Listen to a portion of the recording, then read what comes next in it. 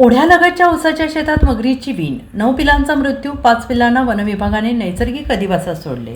सांगली जिल्ह्यातील पलूस तालुक्यातील आमनापूर परिसरातील अनुगडेवाडी येथे काळ्या ओढ्यालगत असलेल्या उसाच्या शेतात मगरीने वीण केली असल्याचं आढळून आलंय. आई मगर सुखरूप असली तरी तिच्या 9 पिल्लांचा मृत्यू झालेला असून वनविभागाच्या प्राथमिक माहितीनुसार हा मृत्यू उष्माघातामुळे झाल्याचं सांगण्यात आलंय.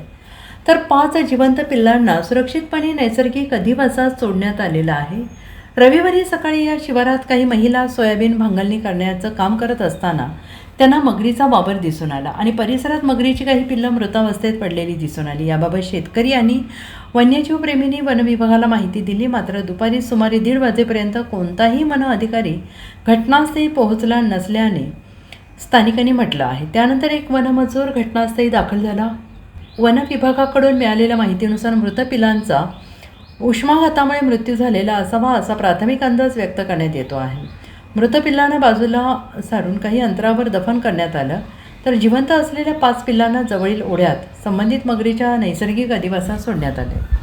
Bureau report SBN Marathi, Sangli.